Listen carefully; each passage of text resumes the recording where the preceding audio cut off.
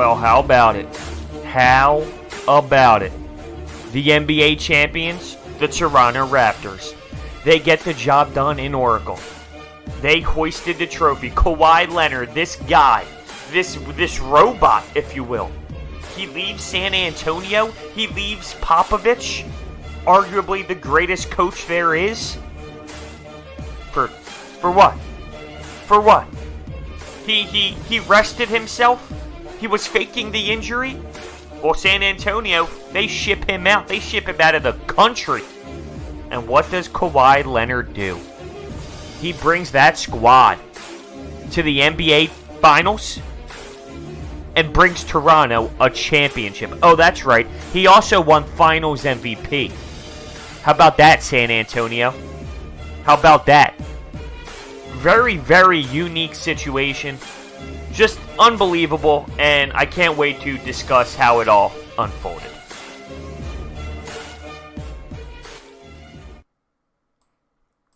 Listen. That was entertaining. I thought the series was entertaining, lots of drama. That's what the NBA is all about. Drama, drama, drama. Well, no doubt about it. There was drama involved with this entire series. First, I wake up to this news. Actually, I didn't wake up to it, but it dropped around 2 in the morning after Game 6. But that Klay Thompson injury, torn ACL. That moment by Klay Thompson was absurd. It was ridiculous. I mean, think about it. This guy goes up for a dunk. He lands on his knees and he buckles. Completely buckles. You can see it in slow motion. It was tough to watch. It really was. Once again, though, and I mentioned this on my post-game recap, no fault to Danny Green for playing hard and making a play on it. And you even saw that you kind of dap up when he came back onto the floor. It was no harm intentional about it. No intentional play to try and injure Klay Thompson on that. Just hard basketball.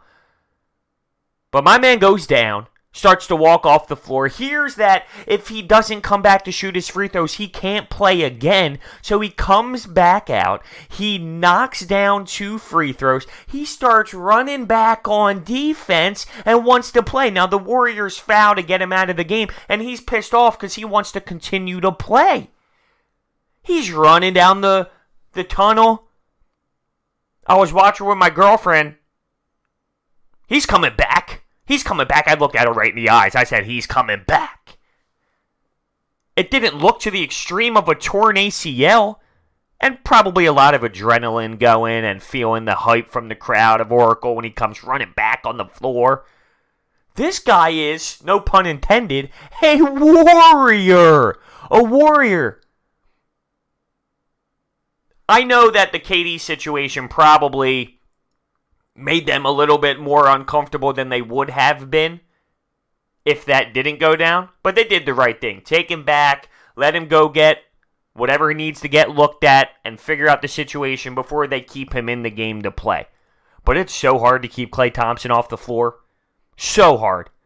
This dude is something else, man. He wants to play so badly. You can't keep him off the floor unless it's something like this, like a torn ACL. But just looking at the Warriors... Looking at the Warriors now, with KD out probably all year. Now you have reports that Klay Thompson's going to be out until February, March. The question is out there. Is the Warriors dynasty, is it done? And we'll probably look into that a little bit more throughout this podcast. I wanted to start with the Klay Thompson injury, but the bottom line is the Toronto Raptors, they're your NBA champion. They're your NBA champion.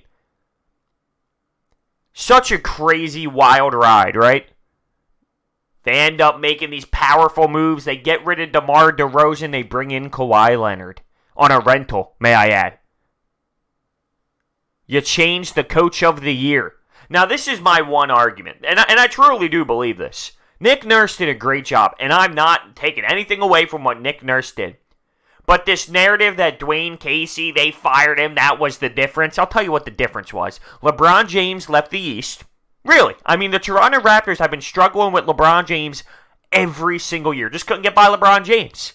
He leaves, they win a title. How funny is that? But Kawhi Leonard. Superstars win in this league. In the NBA, superstars win in this league. Dwayne Casey with this Toronto Raptors squad, in my opinion, probably still would have won the NBA championship. Because once again, a head coach only does so much. And this has been an argument that I've had with the Sixers fans about Brett Brown. Coaching only does so much. It's a players' league. So this narrative that, they fired Dwayne Casey. Yeah, you're right, they did. And you don't know what would have happened with Dwayne Casey. Nick Nurse stepped in and did a hell of a job and won a title. The reasons why the Raptors got past the hump, though, it's not the coaching change. It's bringing in a superstar like Kawhi Leonard. Superstar, yes, bringing him in. That changed a lot, don't you think? And LeBron James leaving. Now the fun begins, though. Where's Kawhi Leonard going to go? Is it a blessing in disguise for Kawhi Leonard? Now it's easier to walk away. Hey, I won the title here. I can go to LA like I wanted to. This is when the fun really begins. Listen, I said the NBA is all about drama. Yeah, the free agency period is almost as good as the actual season when it comes to the NBA. So much excitement, so much rumor, so much stories. It's wild. And it's crazy to me. I'm not a big national sports media guy, but on a day like this where I wake up, I have my coffee here, and the NBA Finals were completed last night, I tune in to see, what are some guys talking about? The entire morning show on SportsCenter is only talking about the odds for next year. And that's why I don't listen to the garbage. Because, what are you even talking about? I turn it on and Greeny's yelling at the camera that Kyrie should go to the Lakers because they're going to win the NBA title next year. The storyline's not even, hey, the Raptors won the championship.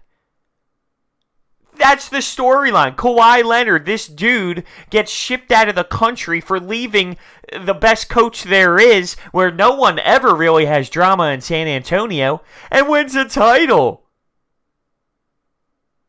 And it's okay to look at it from the Warriors' perspective because this is a big moment for them. Even if they do sign KD and Klay Thompson, they're not going to have them next year. It's not going to be the same Warriors team as they move forward. You watched it. Steph Curry is a great player, but just Steph Curry on a team is not just Kawhi or just LeBron. I wonder if this run by the Raptors where you don't see the three superstars together. It's Kawhi Leonard and some great players around them. I wonder if that's going to change the shift of the NBA. It might.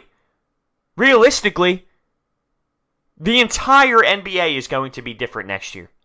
Everything. So many stars are going to go to so many different places. I don't know if you're going to see the 3 stars on a team at the same time. Maybe I'm wrong. Maybe LA ends up bringing people in. Who knows? But it seems like you just watched a Raptors team win with a specific style.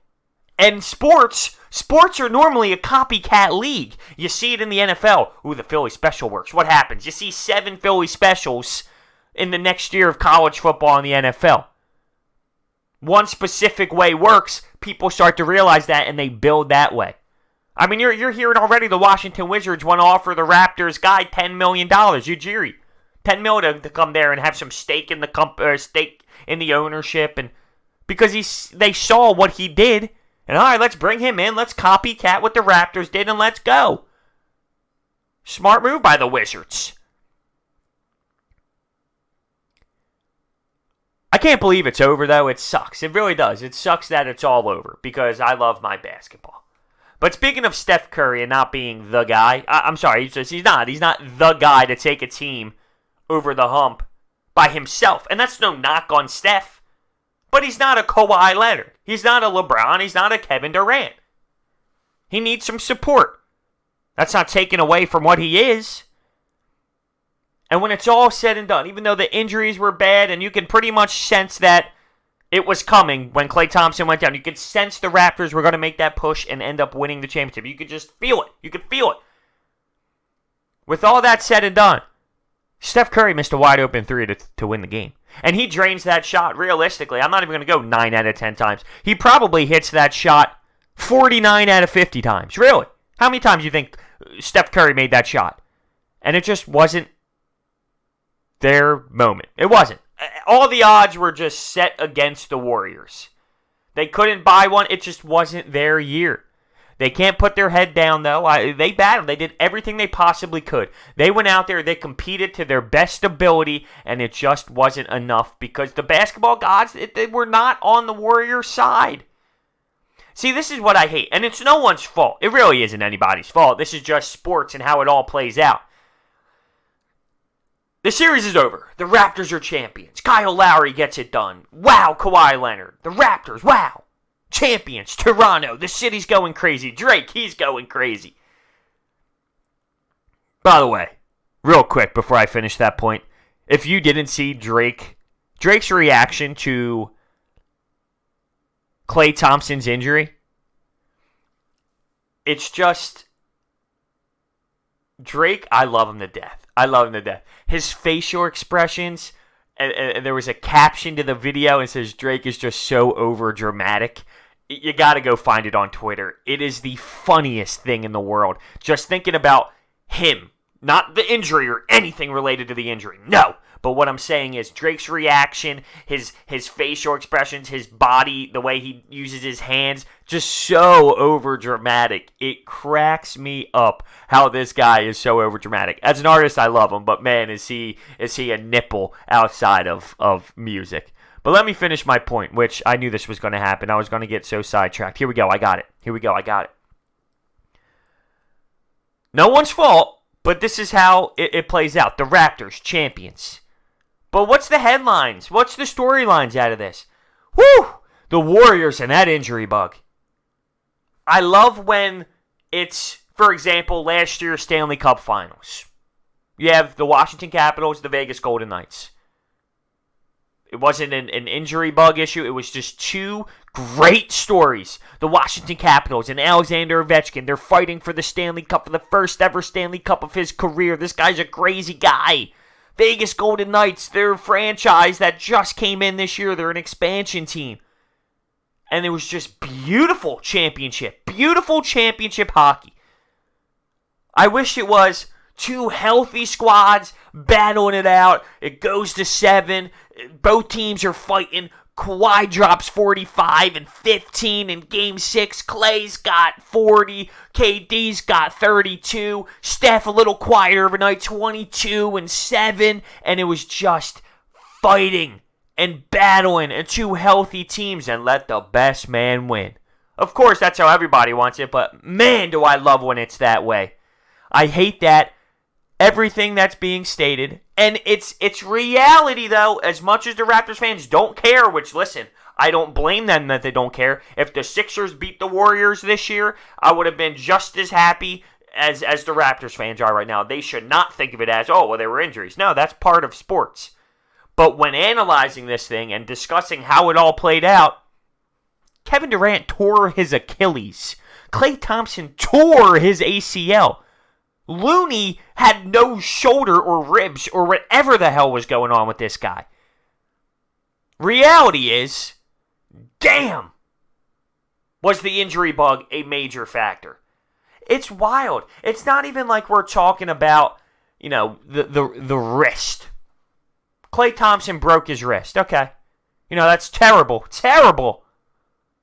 But it's not the extent of what it is, really. You're talking about an Achilles tear and an ACL tear. These are as extreme as it possibly can get. Crushing, blowing, just crushing. It's almost unfathomable.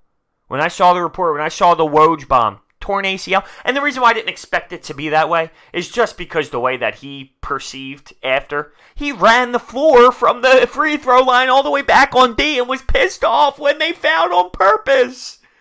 He legitimately would have played the rest of the game. My mind's blown. And that brings me to the point that Jeremy Roenick, if you don't know who he is, He's a former NHL player, and he roasted. He's an analyst now for NBC Sports. He roasted the NBA on Twitter. Look what Chara's doing. He's playing with a broken jaw. Figure it out, NBA Finals. What a loser. What an absolute loser. Nothing fires me up more. I don't tweet at celebrities to the extent of that, where I'm yelling at them. I keep tweeting at him and say, bro, at me. I want your response. What a loser. What type of athlete, former professional athlete, goes at other professional athletes and calls them out for not being tough enough, air quotes, if you're listening on the podcast. Whether you like basketball or not, you don't rip them apart. They put in just as much work and effort as anybody else, and they don't play through injury? Tough year to say that. Go watch Kawhi Leonard. Go watch what Klay Thompson did. Go watch what Kevin Durant played through. Go watch Looney. They're playing through stuff, all right?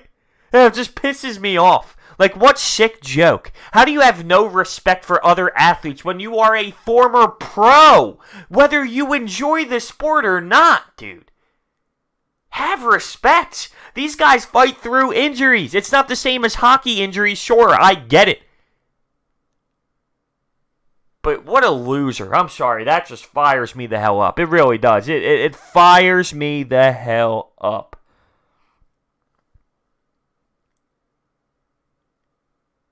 There is a feeling in my stomach where now that the game is over, now that the finals is over, it's time to shift gears. It is, because there's this, you have your seasons with sports. When August comes around, everyone gets that football urge, and then you have that, September to January, February stretch of football where everyone's locked and loaded. And that takes over early basketball. It takes over hockey, of course. And in that September, you have baseball. I'm going to be new to playoff baseball if we even get to that because, the Phillies haven't really been it over the last few years. But at the end of the June run for hockey and basketball, there's a huge shift in sports. You have the NBA draft, which is going to have some interest, of course. And like I said, free agency and drama for the NBA is big. But it's not the same as the games. Fred VanVleet doing his thing off the bench. Insane, man. Insane. As great as seeing this drama of the NBA free agency once the season's over, it doesn't compare to those moments with 9 seconds left after the Raptors turn the ball over and the Warriors have to find a way to squeeze one out even though that there's an obnoxious amount of injuries. There's no feeling like that. When your stomach is turning, you're sitting there on the edge of your seat, your jaw is literally dropped. My jaw hit the floor when Danny Green almost ruined the game, essentially, with that turnover to Pascal Siakam. How about Pascal Siakam and his ability to drive, his athleticism? This guy's nuts, man. Nuts. At that size, to be able to actually go to the rim like he does, it's literally one of the most remarkable things I've seen. Most improved player, absolutely, and I'm afraid to see where he goes from here. I don't like this discussion of, man, look at all the people that passed up on him. Wow, I can't believe the Sixers picked these two guys over him. When you go that late, same with Draymond Green and things of that nature, those are reasons why these players become who they are. If Pascal Siakam got drafted first overall, I actually believe that his thought process, his mind process as an athlete when it comes to motivation, working out in the gym, getting himself ready, it changes everything and it has potential to change who these players are. I hate this narrative that, well, I can't believe those people passed up on him. Almost every team passed up on him. And that's why he's the player that he is today. There's a mindset change in those players. Draymond Green can run off every player just like that who was drafted before him. You don't think that fueled the fire to the player that he is today? Come on. But I got to give credit to Pascal Siakam. This guy in transition is nuts. Nuts? and he added a shot to his game. And I remember hearing earlier throughout the playoffs, Pascal Siakam realized he needed to add to his game. He went right to the coaching staff after the season was over last year and said, let's go, let's work on it. Let's work on the form, let's work on the shot. I got to be better. He had that determination, and it showed as he is an NBA champion. Let's go into Kyle Lowry, because I made a statement in my post-game show. I don't like him. I don't like him. He bothers me. He complains a lot. But, bro, he's a Philly guy. You're right, he is a Philly guy. He's from the heart and soul of this city. He played his ball at Villanova. He played in this city, no doubt about it. And he plays that defense like Philadelphians would at any black court top there is. This is my thought process on Kyle Lowry. Good player, and I'm not knocking him. And guess what? Kudos to him, because his biggest knock on his career was the guy can't perform in the playoffs. The guy stinks in the playoffs. He can never show up for big moments. What he did in the first quarter in this game, in Game 6, I'd say that was a pretty big moment, and he showed up, and he was a difference maker in Game 6. He was the player of the game, in my opinion, in Game 6. Even though Siakam did his thing, too. This is why it bothers me that he complains so much. Being a gritty defensive player, and listen, by the way, I know all of the NBA at times complains, and I know that there's other people, LeBron, Draymond, plenty of people complain. Kyle Lowry is probably the worst, in my opinion. And if you play that style where you are defensive-minded, you grind, you battle, you take charges, you are a pest, Patrick Beverley-like, then do it. If you're going to take a charge and then go up to the referee's face and put your hands out and show disgust after every single charge that doesn't go your way, for every call that doesn't go your way, if you put your hands in the cookie jar and you thought it was all ball and you ended up getting his fingertips and you're complaining every single time, it takes away that grittiness, in my opinion. If you're a dog and you get in his face and you foul him, even though you didn't foul him, but it gets called a foul, whatever the case may be, and you don't like it, you give a stink face and clap your hands. I'll get you next time. I'll get you next time. Play with that grit. Play with that swag defensively. I hate the fact that you play great D, and I respect that, and you give all this hustle, and I really respect that. But at the end of the day, when every call doesn't go your way, you bitch about it, and it takes away that level of dog that you have on the other side. I say, accept it, embrace it. There's times where you can show it, but not every time. And that's what I take away out of Kyle Lowry when it comes to complaining. It's unbelievable. Unbelievable. One thing I noticed last night was, man, is that Warriors bench bad.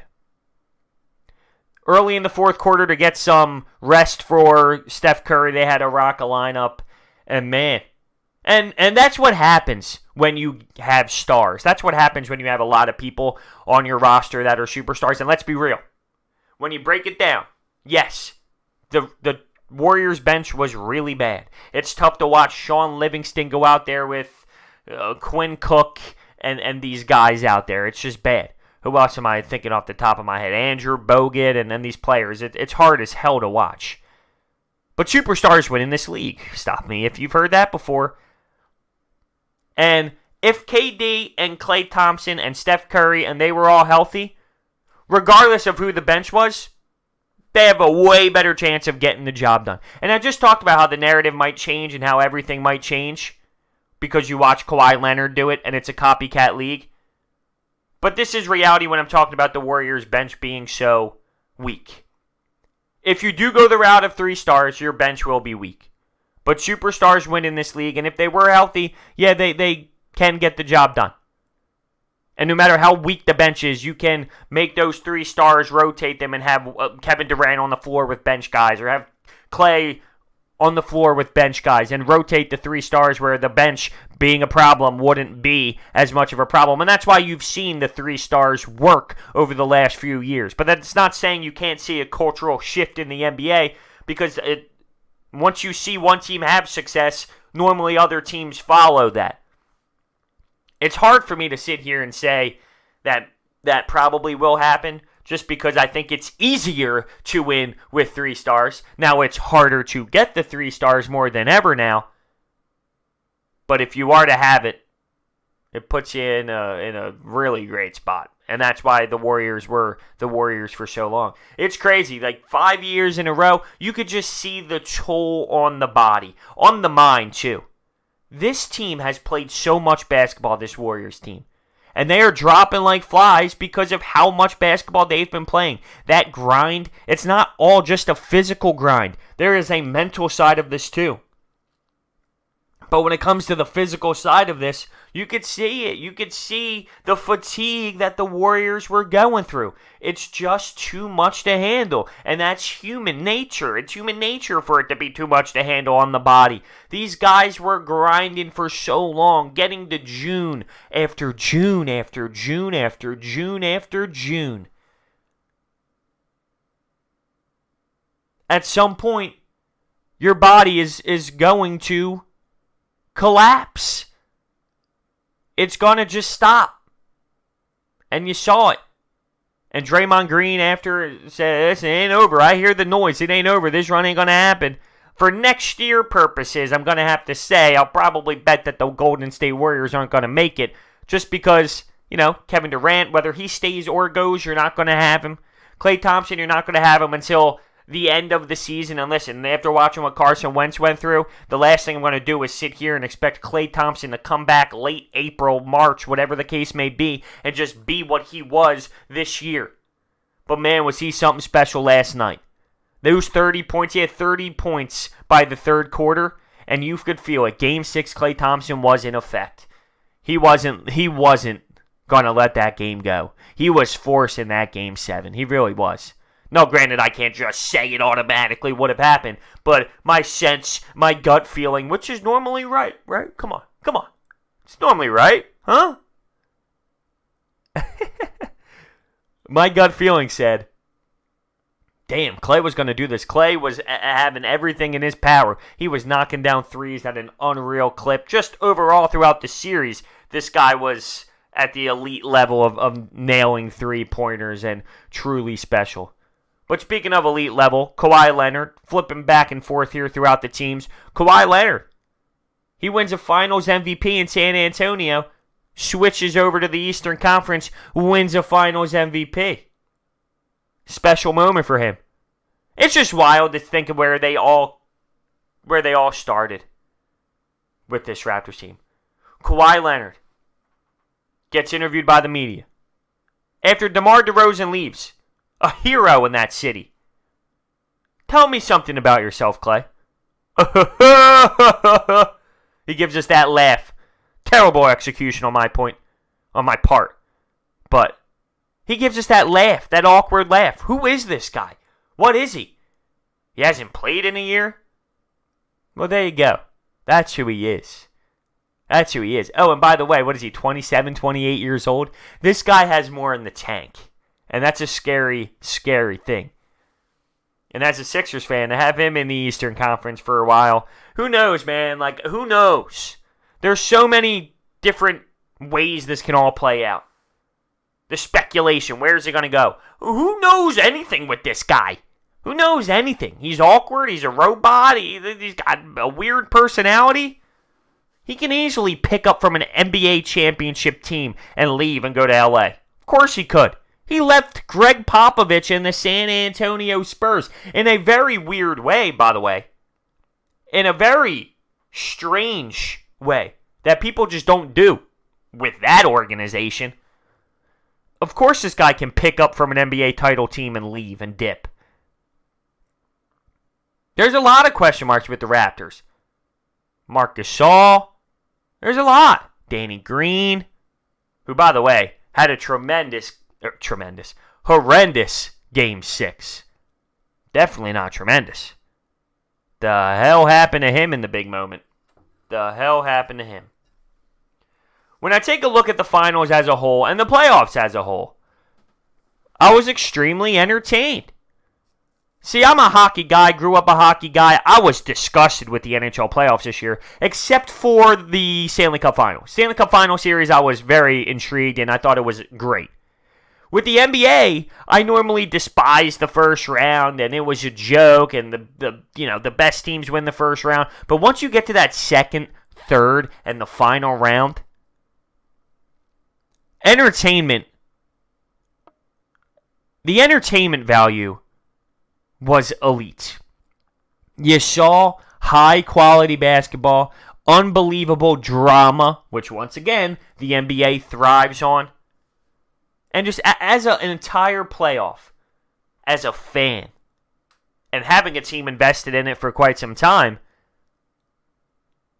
I'll give it an A+. Of course, the injuries play a factor, and it takes away a little bit of it. It does, of course. I mentioned this. I wanted it to just be two teams going to war and going to battle at 100%. But that's not how sports works. It's not always the prettiest. This is telling in a way. It's telling. It was meant to be. Not just for the Raptor side, the quadruple bounce, this magical run. Not so much there, but it was even meant to be, to an extent, with the Warriors. Almost, hey, it's time to look in a new direction. It's time to maybe figure this out differently. Look in a new way. We had a great run with this 5 years. Not saying it's over. Not saying that they can't get back to this type of team. But maybe they switch around pieces. Maybe they go after someone different. Maybe they add differently. Maybe they copycat. Maybe they don't spend as much on 3 stars and they attack the bench and they make them deeper and they don't go so heavy on stars. Maybe. And that can get the Warriors back to where, the championship level is. Somewhat maybe a reality check. But at the same time, look back and appreciate what you did. I don't think anyone in the Warriors organization is just going to give up now. It's over. Thanks for everything. No. They're going to have to adjust this year. This upcoming year is going to be a weird one. Almost like a little asterisk next to it. And figure out, how do we approach this the correct way? How do we look at this and add to get back to where we need to be? Credit to the Raptors, though. Credit to the Raptors. As much as people run away too much with the injury thing, you can't take away their effort, the way they came together as a team, their defense, their adjustments. It was there. It was there. I know Kevin Durant would have been a difference. I know that. But what does that mean? You saying that, what does that mean? Does that change the fact that the Raptors are NBA champions? Nope. Yeah, we all saw what Kevin Durant did in those 11 minutes, 12 minutes. We saw it. We knew he would change how the teams played and how great the Warriors are. Yeah, we know he changes that. But the Raptors can control what they can control. How they play, their matchups, when it comes to how they execute, their scheme, their defense. They controlled what they were able to control. And it was enough. The Warriors turned the ball over 17 times. Why was that? It just happened? The Raptors didn't force that to happen at any time? The Raptors' interior defense in the paint wasn't an issue? Now, once again, that goes on the whole matchup thing. The matchups were just screwed from the top. The big guy, Serge Ibaka, Marc Gasol. I know the Warriors had Boogie Cousins, but Boogie Cousins coming off of an ACL tear and then the hamstring groin injury, and he's not enough. Draymond Green playing the 5 at his size. I know he had 19 rebounds, 13 assists, he had 11 points, a triple-double. But that's not enough to compete throughout a series with those big men. It's matchups. It's all about matchups in the NBA. And going into Game 6, if you understand that, and this was before Klay Thompson even went out, when you understand that, this is with Klay Thompson in. You need to realize Matchup-wise, the Raptors have the advantage. And normally when that happens, that team wins. I can't believe the Warriors lost 3 games at home, though. And I believe they went 0-4 against the Raptors at home, which is even more mind-blowing. That was the last game in Oracle. They get to their new building. They get to their new arena soon. So that's a way to open up. It kind of goes with the flow of the dynasty maybe ending. New chapter. New outlook, new building, somewhat of a new team maybe, and it goes hand in hand with each other. But at the end of the day, credit to both teams. Effort-wise, they gave it to us.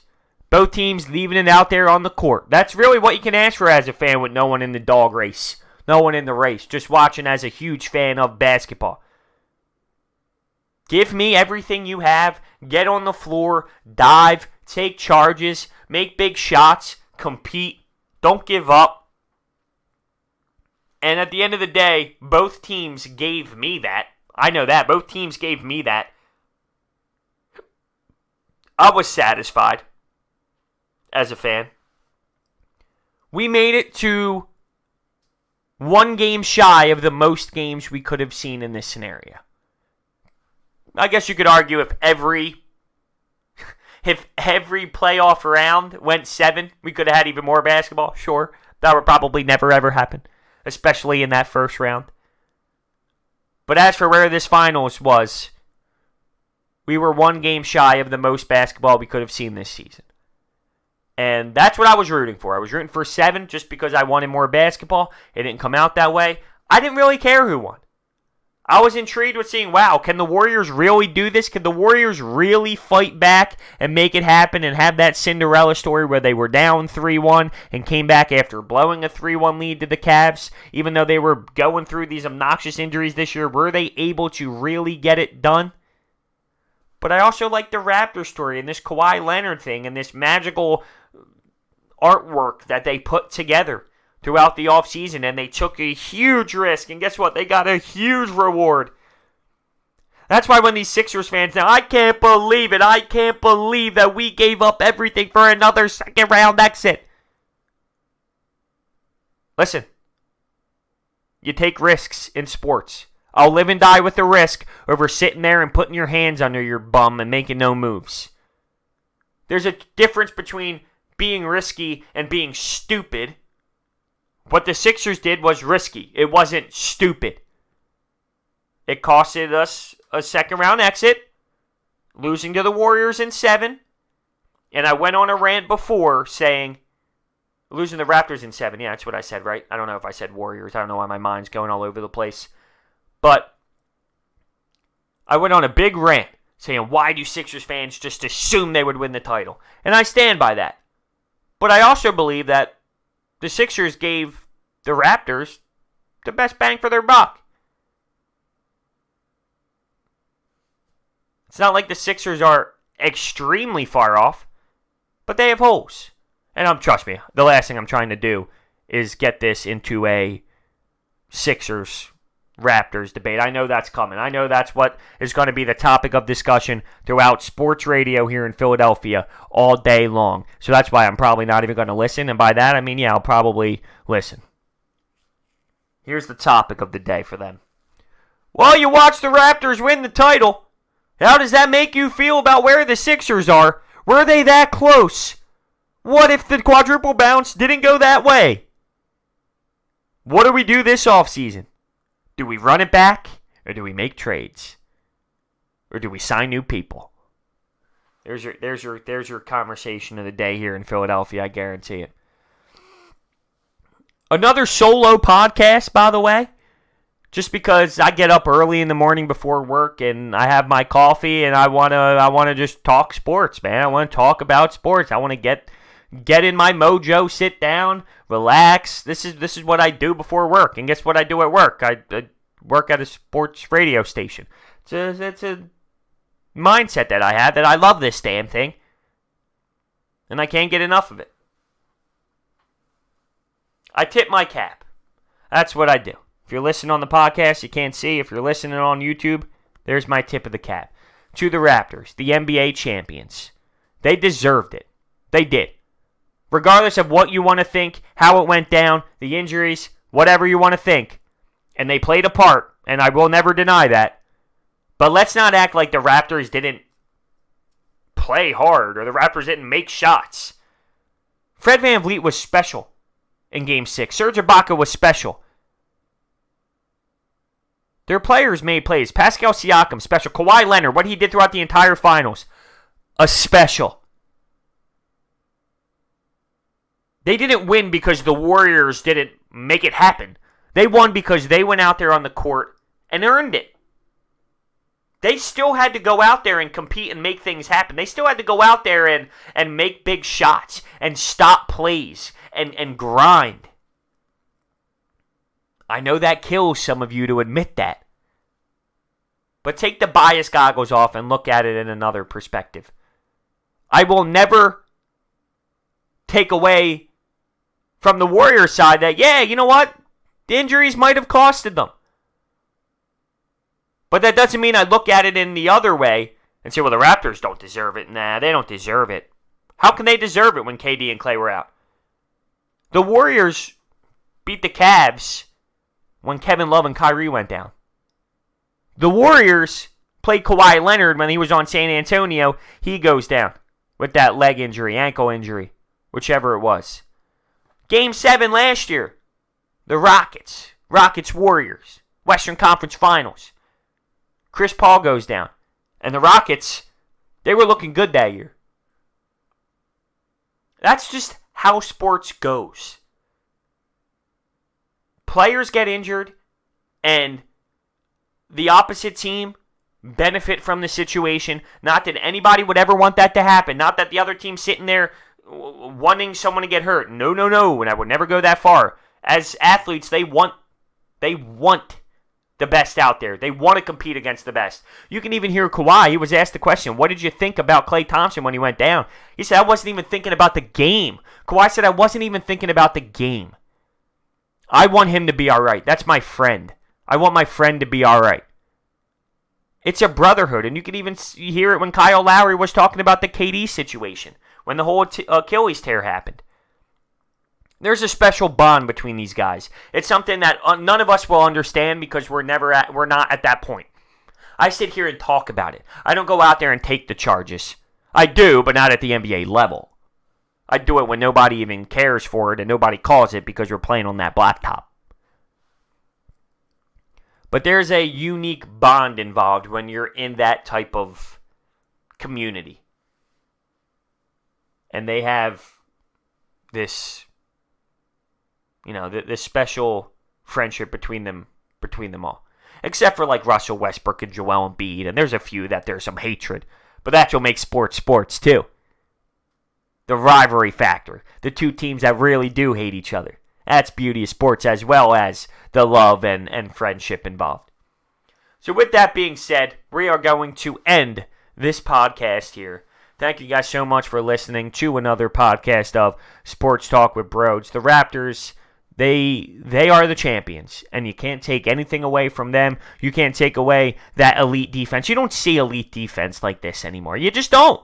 You don't see elite D. You see a lot of scoring. And listen, you wonder why the Houston Rockets aren't where they are? Because they don't play a lick of defense. Very skilled. Very skilled. They don't play a lick of D. That's one reason why I think the Warriors had problems. Their defense, and that has to do with matchups at points, but their defense, their intensity wasn't to the extreme of the Raptors. It doesn't get praised enough. How they get in the lanes. Their rotations. Whew! And I remember last night, now that I'm just spitballing though about rotations, there was this one play with Klay Thompson defensively, and the way the Warriors rotated and brought a double team to that low block there on the left side, and Klay Thompson reads this pick beautifully and picks the ball midair and steals it by the baseline. Man, what kind of jerk-off gets excited for that? What kind of jerk-off loves and gets hype about a nice defensive rotation? I'll tell you, you're looking at him. You're looking at him. Me. I do. That's what gets me fired up. That's the beauty of sports, baby. Defense. Thank you guys so much, and I'll see you next time.